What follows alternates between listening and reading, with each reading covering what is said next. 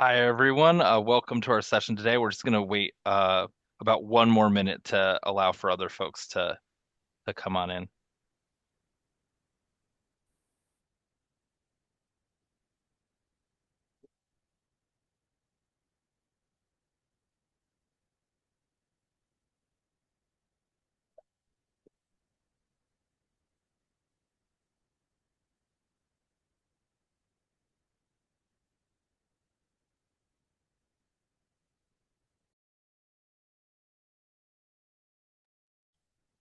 Awesome. Well, everyone, I'm Braden Kay from the Governor's Office of Land Use and Climate Innovation and with the Extreme Heat and Community Resilience Program.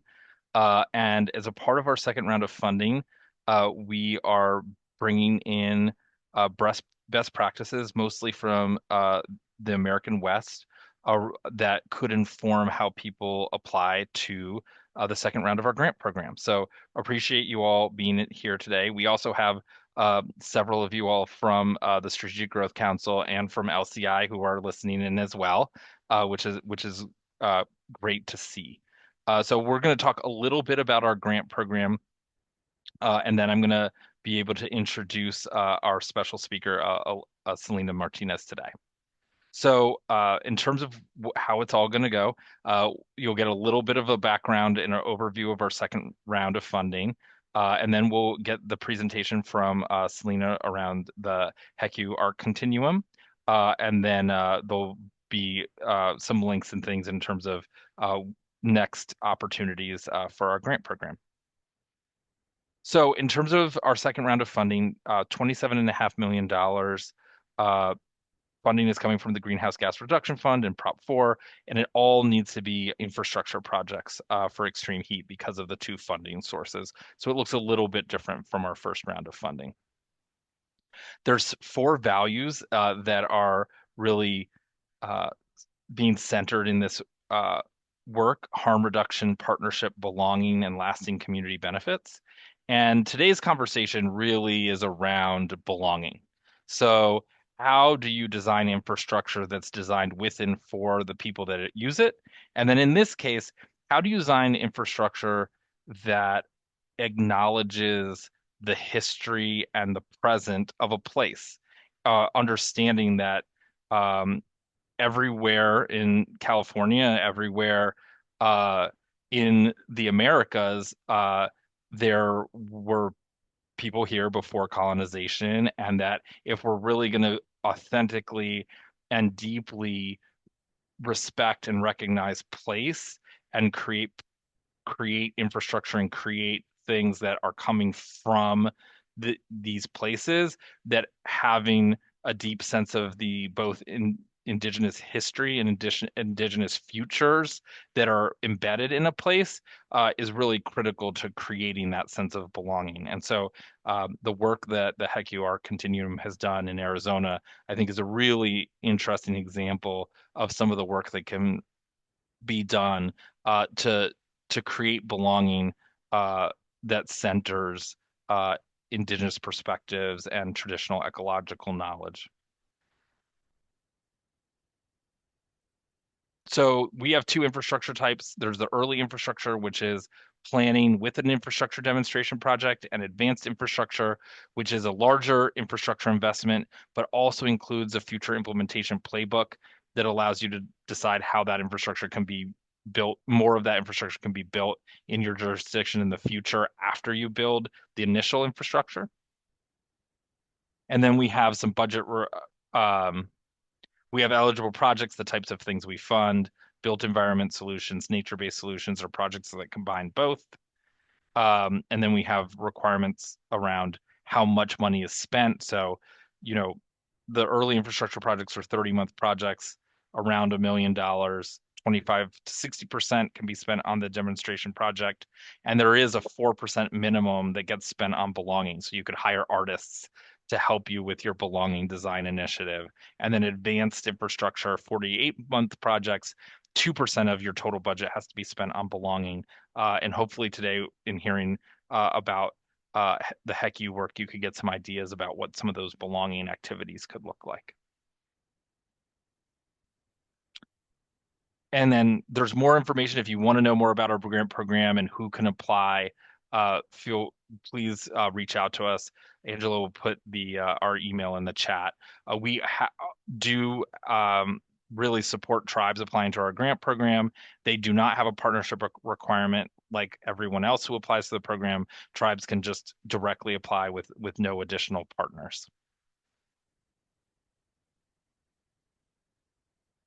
And our application window is open until next week when it closes. So if you still have ideas that you want to submit, you can submit those in a pre-application by next week, by August 11th, and the full application is due October 13th.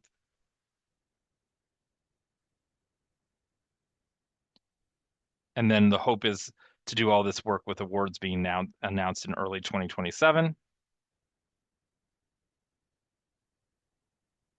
And now I would love to introduce Selena Martinez, who's an architect. And has really I've been able to watch Selena from being a grad student to being the professional that she is today, and watched her go from some initial work in working with artists in Arizona to then the creation of this art continuum, as the group that she works on calls it. So hopefully, um, you'll be inspired by the journey that she's been on, and the work that she did in the Continuum did in collaboration with the city of Tempe. And I was, in full disclosure, at the city of Tempe when some of this work was happening. Just really appreciative of Selena taking the time to tell the story about the work here, and I'll pass it over to her. Thanks, Braden. Good afternoon, everyone. My name is Selena Martinez, as Braden mentioned. I'm actually Yaqui and Chicana, born and raised in Phoenix, Arizona. And most of my background is in architecture, really focused on working with Native American and tribal populations within the context of Arizona, focusing on making sure community engagement is a part of the design process to really ensure that that identity is represented in various ways. So the work that I'm going to be presenting on today is called Oidbod, and these are the original people design principles that we created.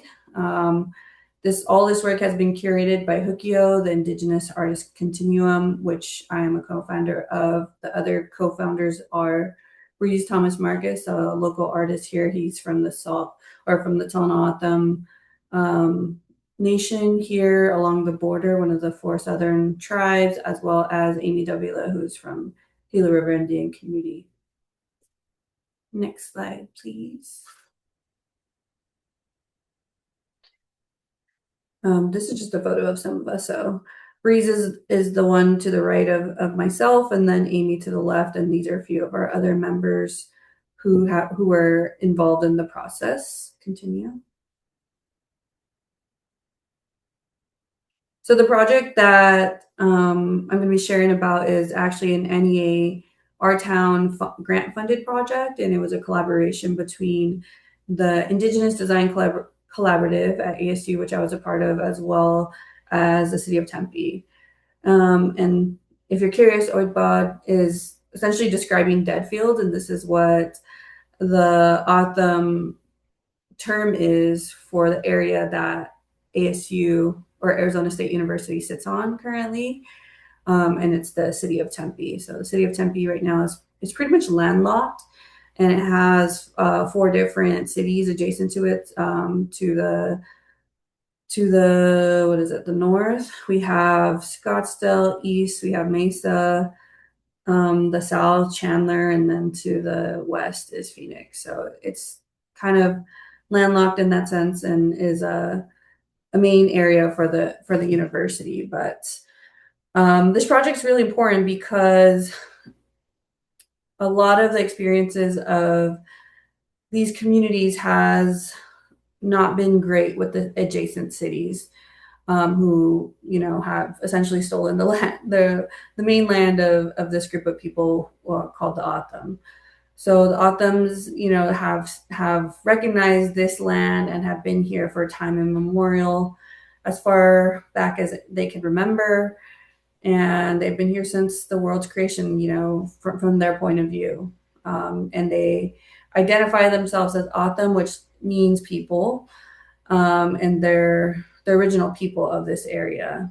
Um, and obviously, as others have come to this area, for example, like another tribe called the Pipash, they have um, come and settled in this area prior to the Spanish even getting in this location along the Gila River near the Otham settlements.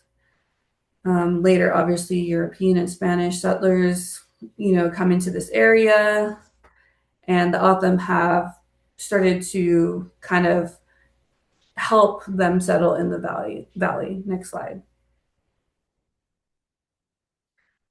As well as my tribe. So my tribe is actually from Sonora, Mexico, and we actually were escaping the Mexican violence from the Mexican government. So a portion of our tribe migrated up north and also settled in Tucson and into this area as well, becoming part of the workforce in this area, establishing, or I should say, reestablishing the canal system that the Otham had built ancestrally. So there's been stories and histories of that. So kind of combining all of these, if you're unfamiliar, there's four southern tribes: Salt River Pima Maricopa Indian Community, which is the closest to the site that we're talking about, which is Tempe. Then we have Gila River Indian Community and Tohono Nation, as well as Akchin. So these are the four southern tribes that share a similar cultural ancestry, but are located in different areas along this portion of the Sonoran Desert. So the Salt River is kind of the prime one within the context of Phoenix and all of these now existing cities. So through this process, as we were collaborating with all these, various entities, the group we were working with was kind of inviting in various creatives and artists and artisans and experts from these cultural knowledge bearers from these communities to kind of collaborate in a think tank on how to create a set of indigenous design principles reflective of this place. And along the way, it was really important for the group to kind of establish its own identity and ownership over the project. It could be difficult when you're trying to find a way to collaborate not only amongst ourselves from these various tribes, but also collaborate with institutions such as cities and as well as universities who kind of work at a different pace than we do, as well as kind of confronting the history of, or lack of relationships with these communities between all these entities. So Hekiu was created.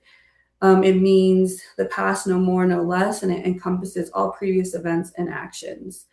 We have chosen this name to celebrate all of our past through the perspectives of the first peoples who have been present for it all.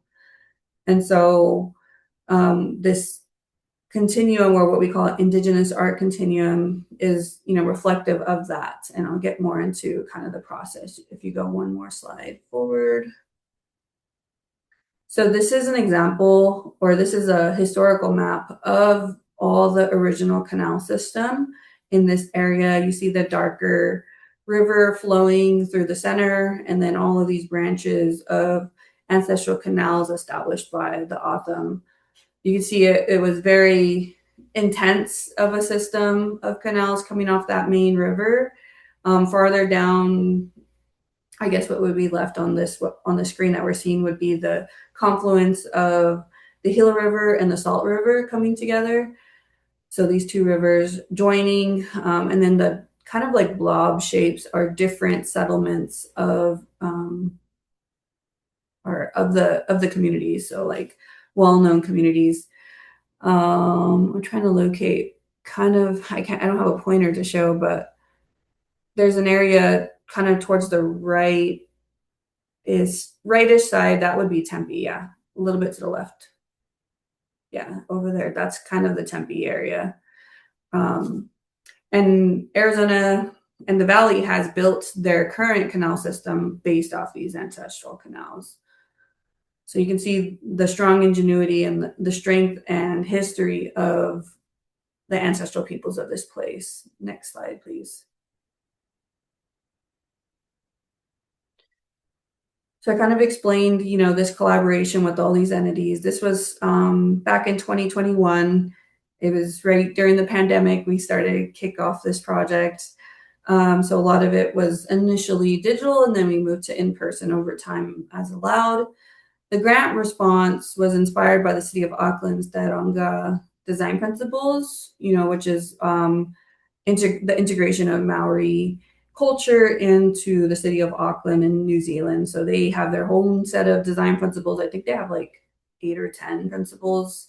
And it's just amazing work that they've been able to accomplish over there. So that was our inspiration for trying to bring something similar into this project.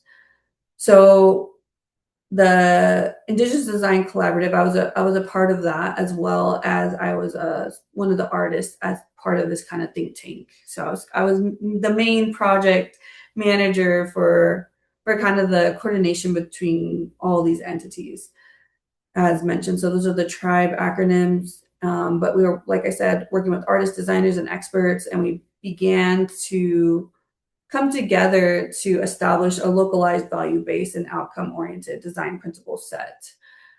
So once again, these initial conversations were focused on avoiding the pan-Indigenous approach. That was really important because, all these projects come up and they want to integrate an Indigenous perspective, but oftentimes there is a approach of let's just have somebody Indigenous, even if it's not from the distinct context that it's trying to represent, or I'm not exactly sure, but you understand what I'm saying, where we want to uplift the legacy of a specific Indigenous group of a specific place versus just any type of Indigenous person, because they'll have this deeper connection with that specific location. And so through those think tanks, the sessions led to the simultaneous creation of Hekiu. Next slide. And our intent with Hekiu is to create accessibility for O'odham, Pipash, and Yoeme and Indigenous creatives to gather and connect through creative and artistic opportunities. So supporting, advocating, and developing a resource for creatives in this territory, advise, consult, and provide resources for a project of various scales, connect and create partnerships with tribal entities. So this is like our core kind of values and intent with the work that we're doing. And we felt that this was important to establish amongst ourselves prior to establishing these principles. Next slide. Okay, so getting into the principles, next slide. Obviously, the goal was to have mutual benefits amongst the various partnerships that we've had. And many of the community members come from a variety of these 4 southern tribes, as well as the Yoeme tribe as well. But essentially, the main goal was to reintegrate Indigenous narratives into the context of Tempe, and ideally beyond, for the benefit of the next generation. So to ensure, like the whole point would be to make sure that this cultural legacy is represented in the context of a city that sometimes feels like it doesn't have a distinct legacy when it comes to culture. There's all these different cultures kind of converging because of the university, but there isn't one distinct representation of the Indigenous history of this place. The history from the point of view of the city has started when they settled here, but that's not necessarily accurate in representing the prior history to that. So that's kind of the first principle, ancestral presence. Second principle, culturally significant sites. Third principle, natural environment. And fourth principle, creative expression. And we see this as a sequence. So you can't just go hop to the fourth principle. You have to kind of start from the first principle to get to the fourth principle to ensure that, you are really analyzing and looking at the history of why we need to move beyond just a land acknowledgement um, to really do that deep work. Next slide, please. So ancestral presence, I feel like this one's pretty clear, but it's just the awareness of the longevity of the O'odham Pequash existence and presence in the territory as a distinct legacy. So this identifies those groups as well as other adjacent Indigenous communities' interests when appropriate in a given development as key stakeholder populations. Secondly, creates an equitable tribal relationship with the city that goes beyond a land acknowledgement. Action. So with these principles, we have both tangible and intangible goals or outcomes. So these are just examples here. I probably don't need to read them all to you, but having competency training in relation to this history and the protocols of working with these communities. And city incentives for developers to incorporate Indigenous designers and artists into their work or into the development of these new, whatever is created within the city. Having O'odham and Pequash representation during these design processes. Just finding ways to reintegrate these narratives at various project scales. Next slide, please. So with this, we co-developed with the help of City of Tempe to establish metrics as well. So these are what some metrics could look like: number of staff departments, undergoing O'odham-centric cultural competency training, number of public surveys, number of collaborative projects with Indigenous individuals and groups. And ideally, the outcomes are to preserve Indigenous histories and legacies for future generations, rebuilding those relationships with tribal communities and Indigenous peoples, and just having a stronger sense of respect and partnerships between tribes and cities. So essentially just rebuilding the relationship. That's kind of the core of the first principle, and a mutual understanding of that history. Next slide, please. All right, principle 2, culturally significant sites. Once again, kind of obvious. Right now, if you're unfamiliar with ASU, we have a mountain, which is a giant mountain that sits adjacent to ASU, and they actually decided to insert a football stadium within that mountain. And that mountain is a sacred mountain to the O'odham in this area. So you can imagine how that must feel. It wasn't protected, it wasn't honored, it was just reused for with a different context, without any thought of the history and the cultural significance of that place. But obviously what's done is done, but those are examples of kind of like being able to honor these significant places instead of just reuse them for economic benefits is something that kind of starts with that first principle. But getting to the second one, at least we can come back and actually name it the right name and use the right language for these specific locations. There's a variety of different culturally significant sites that are still, able to be renamed and are accessible to the public within the context of the city. And also, I think, or one of the other things is being able to manage it from a tribal standpoint and protect it, since they are culturally sensitive sites, or do a ceremony or other cultural activities that would be appropriate for these sites, and for the tribe to have that access would be really critical and amazing, and a conversation that we feel is worth having. So those are some of the actions. Go to the next slide, please. So metrics kind of similar, having some of these sites mapped out, improved access to these sites, identifying these sites, within the city context, and renaming them. That's kind of the main thing, I would say, as well as protecting. So preserving those sites, revitalizing them, connecting language to reconnect people to the distinct context, as well as the history. So maybe this is through wayfinding, signage, trails. There's all these various ways even scientists for plants and whatnot, all of those can reconnect back to the traditional culture and language and history of this place. Next slide, please. So the third principle is about the natural environment. So restoring and enhancing the health of natural ecosystems while integrating appropriate culturally relevant species into the urban landscape. So obviously the tribes have that traditional ecological knowledge of the flora and fauna significant to this place and that exists along the Okimau, which is the Salt River ecosystem.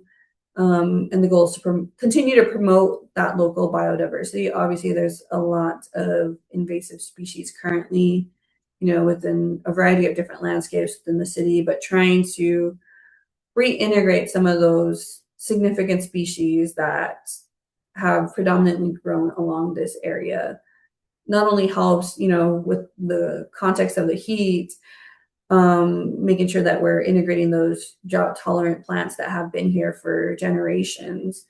But there's also other uses that these specific species could be used in, for example, like basket making or traditional artisan um, crafts and other ways that they utilize these plants, not just for shade or aesthetic. They actually utilize them as materials within their tribal practices or cultural practices. So um, really the goal would be to collaborate with tribal experts on reintegrating these, making sure that we're maintaining habitats for pollinators and wildlife, and just really restoring the natural ecosystem to some of those ancestral plants that have been here for forever.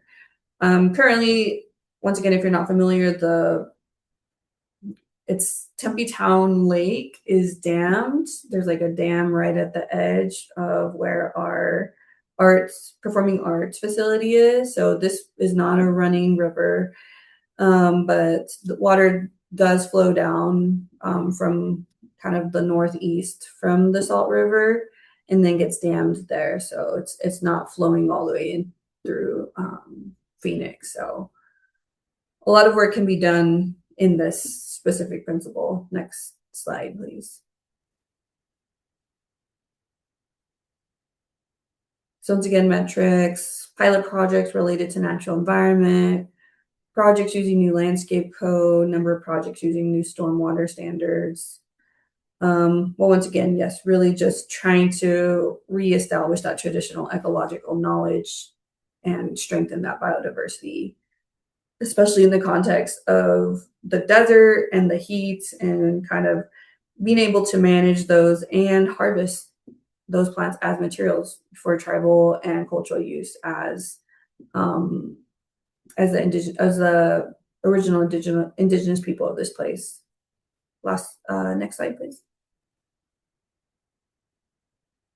Okay, so once you kind of get through those first three principles, which can feel like a lot, now I think is the time where you kind of have that depth of understanding of what the priorities are, for the tribes and the communities to then get to creative expression. O'odham and Pequot narratives are prioritized and expressed appropriately in the built environment through a variety of skills and design implementation. So this can be through landscape, architecture, urban design, graphic design, technology, visual 2D and 3D art, etc. Just reintegrating and incorporating the participation of specific indigenous populations to uplift those for Southern Tribe narratives. And obviously Pasquayaki when applicable. We have a small community just south of Tempe. It's called Guadalupe. It's a small town where a lot of Yaquis who came to this area had settled, and they were working as basically the labor for a lot of the canal re-establishment with SRP. So within context and what makes sense, obviously certain tribes would take precedent in those locations. But yeah, really just at this point being able to, establish temporary installations that highlight indigenous voices, commissioning long-lasting indigenous artworks across the city, hosting Indigenous-led cultural, artistic, and educational experiences, and reflecting Indigenous relationships to land, culture, and place in design. Next slide, please. So metrics, once again, number of collaborations, number of events. Really, the point is to celebrate Indigenous perspectives within art and strengthen that cultural awareness and connections to place, specifically on the Autumn and Peeposh side of it, to create that distinct legacy of this cultural presence here that has honestly not been previously uplifted. And the city has been a great partner after this project to reintegrate and continue on with utilizing these principles and pushing it forward. Next slide, please. So some of our current work, next slide. Since doing this, we actually won I think for the principals, we won this MLK award actually from the city of Tempe. So this is more of our group here. A few of our artists in kind of team collaborations. One of the first projects that the city offered to us was these bus shelters here, kind of in the center. You can kind of see the design. It's inspired by the cat claw. This is I believe Jacob Butler's design here. He's actually a councilman of Salt River Indian community, but also an artist. Great person to work with. Beautiful designs. To the right, we have Dwayne Manuel. This is actually on the performance arts building that's in the city of Tempe. This is kind of I forget the specific word, but the application onto the window, which looks beautiful. We still have a lot of traditional artists who get commissioned for work as well. You can see a basket in the bottom left-hand corner. I believe this is Josh Yazzie. He's from Gila River Indian Community. And one of our co-founders, Breeze, he actually opened up the Earth Maker Gallery. So this is uplifting, even in a more deeper way, a gallery specific to Indigenous. Or a place for him to help promote other Indigenous artists within this context. This is actually in the city of Phoenix, but the two on the right are in the city of Tempe. Next slide. And obviously there's all ongoing projects, personal projects that individuals of Hekiu are doing. Some of the, I don't think those are showing, Angelo, the videos. One second. I'm pulling up the video. Okay. So two of the bigger projects that have happened recently as well is a commissioned art mural as well that has been commissioned by the Downtown Tempe Authority. It's called Oitbod. And it is this extremely long mural that will be shown in this City of Tempe land acknowledgement video as well, which was commissioned by the Tempe Office of Diversity, Equity, and Inclusion.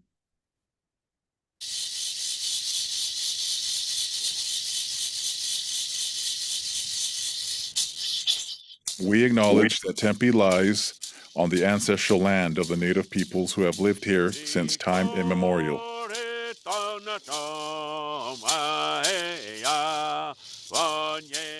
The ancestral land of the O'odham and Peeposh stretches far beyond the boundaries of our city. The landscape is sacred to them, embodying cultural values that are integral to their identity and way of life.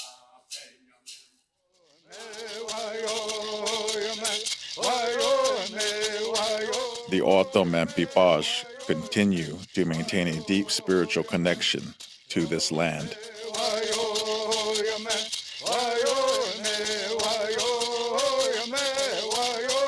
We embrace the responsibility of caring for these places and vow to uphold this commitment in all our actions.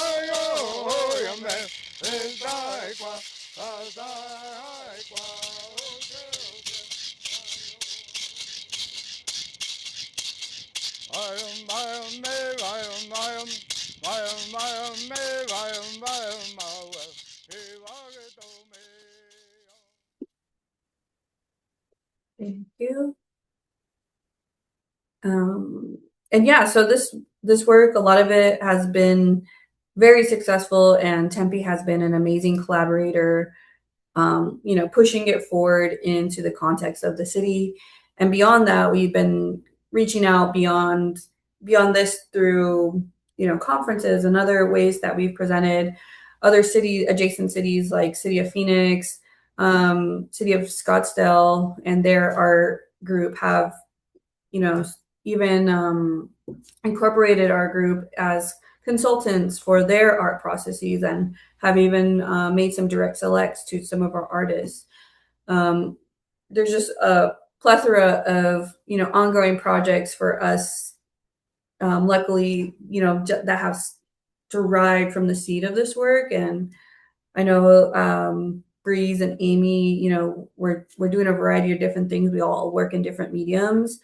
It's just been really excited to actually see a lot of these visions and work come to life. So we're really, really grateful for that collaboration and the support of the city to kind of allow us to kind of establish ourselves as Hekiu and in our identity at the kind of the first phase of the project. The grant was for 2 years, so it was kind of a long process. So it really gave us enough time to kind of establish that and then proceed to kind of this co-developed set of principles, with Hekiu leading it. So it's been a great experience and exciting to see what comes next. Next slide, please. Oh, it popped up. But obviously, I know that was kind of a lot of information. If there's any specific questions, I'd be happy to answer them. At this point, Brayden, I don't know if you want to add anything from your experience working with Hekiu, or if we should open it up for questions. Yeah, we can definitely open it up. So if anyone has a question, feel free to put it in the chat, or you can um, raise your hand. I think one thing that's kind of interesting, from my perspective, Selena, is that the first work that we did together wasn't even funded by the NEA. We got some other funding that allowed us to create some initial videos around the Indigenous history, and we did quite a bit of um, education of different folks in the city even before we got to the NEA grant. So I do think that one thing I learned in this process, was just like you get resources to do something, and then you do something, and then you move on from there. And we told the story a little bit in terms of we got a grant and we did a thing, and then good things happened.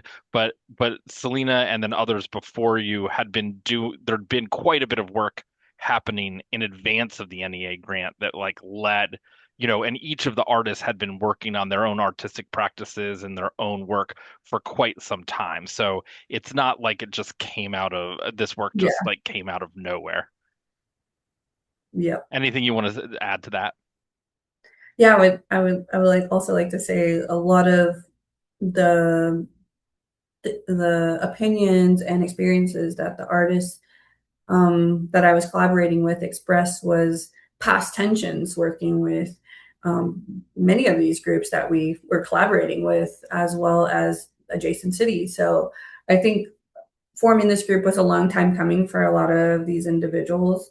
And it's just been a huge benefit for us to kind of like function more as a unit versus just individual creatives in the context of the Valley. So I think coming together and kind of like merging our skill sets together has been very interesting to see how we can share when we're all at different levels, within our artistic careers. So I think, yeah, and Brayden mentioned, all the work that was done before. There was a lot of kind of prep in the context of the city to kind of even get to this point of why this is important work in the context of the city.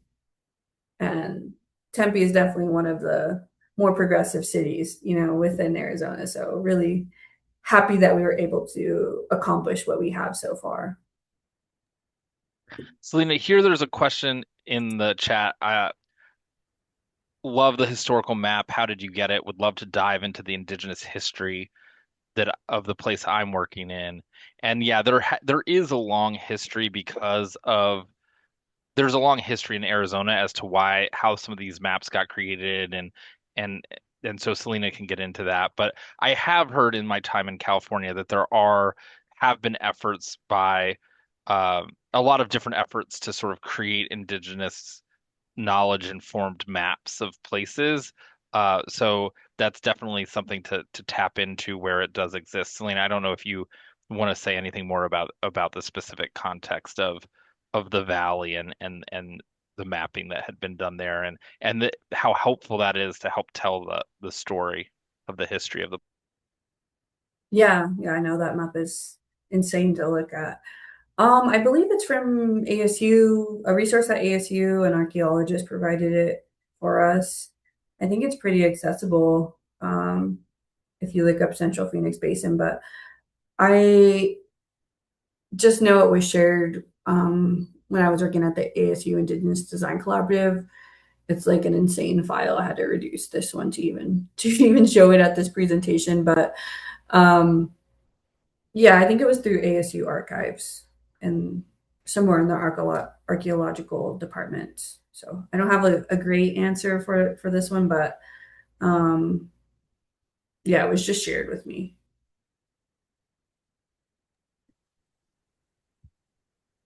I don't know if you Yeah, guys at the city, Braden. Did you? did I what? Did you guys have access to this at the city?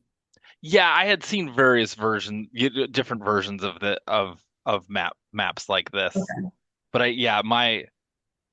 my I think there was this city of Phoenix archaeologist. The city of Phoenix was one of the only cities in the country that had an archaeologist, and they mostly worked out of the cultural site that was just on the north side of the Salt River. So I think it came out of some of that.